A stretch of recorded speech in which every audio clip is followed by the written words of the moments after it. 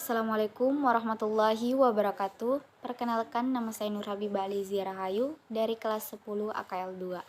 Saya akan mempresentasikan tentang penggunaan peralatan kantor dalam kegiatan administrasi. Adapun poin-poin terpenting yang saya akan jelaskan sebentar. Yang pertama, pengertian peralatan kantor. Yang kedua, jenis-jenis peralatan kantor.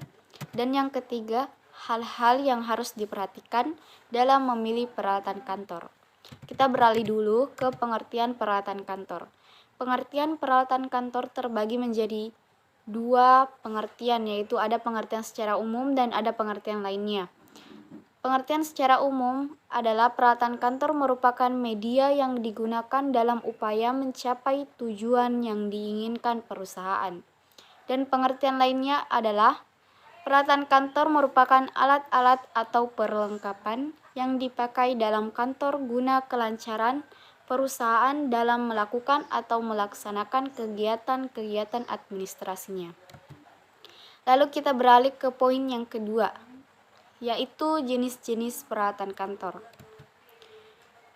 Jenis-jenis peralatan kantor terbagi menjadi 3 bagian, yaitu ada yang dilihat dari bentuknya, ada yang dilihat dari penggunaannya, dan ada yang dilihat dari jenisnya. Kita ke yang dilihat dari bentuknya dulu. Dilihat dari bentuknya terbagi menjadi 3 bagian. Yang pertama, peralatan kantor berbentuk lembaran. Sesuai namanya, peralatan kantor berbentuk lembaran adalah benda-benda yang berbentuk lembar-lembar atau helai. Yang kedua, peralatan kantor berbentuk non-lembaran, merupakan benda kantor yang sifatnya berbentuk padat.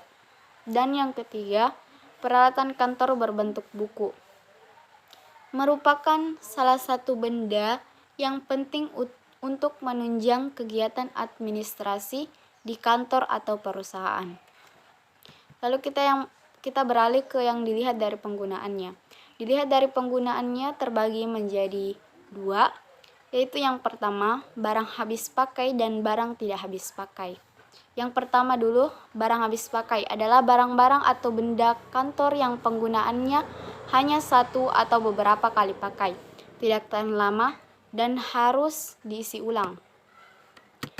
Yang kedua, barang tidak habis pakai adalah benda kantor yang penggunaannya tahan lama dan tidak perlu dibeli dalam jangka waktu yang cukup lama. Lalu kita beralih ke yang dilihat dari jenisnya. Dilihat dari jenisnya terbagi menjadi 2 bagian. Yang pertama, mesin-mesin kantor. Mesin-mesin kantor adalah alat yang digunakan untuk membantu kelancaran tugas bagian administrasi seperti himpunan, mencatat serta mengolah bahan-bahan keterangan dalam pekerjaan kantor yang bekerja secara mekanik, elektrik, dan magnetik. Lalu yang kedua, perabot kantor.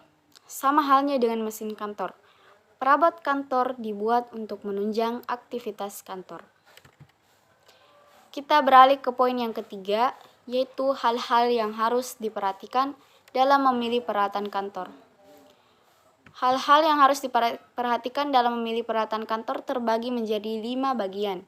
Yang pertama, tentukan tujuan penggunaan peralatan kantor yang disesuaikan dengan jenis pekerjaan.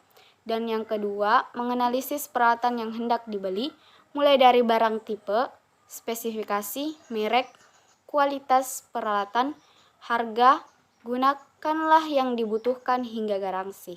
Yang ketiga, memperhatikan dari segi efektivitas. Dan yang keempat, peralatan kantor disesuaikan dengan pekerjaan dan kemampuan pegawai.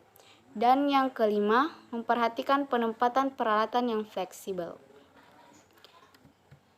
Sekian dan terima kasih. Itu tadi presentasi dari saya. Jika ada gangguan ataupun kesalahan, mohon dimaafkan. Saya akhiri dengan ucapan wabillahi taufiq wal hidayah. Wassalamualaikum warahmatullahi wabarakatuh.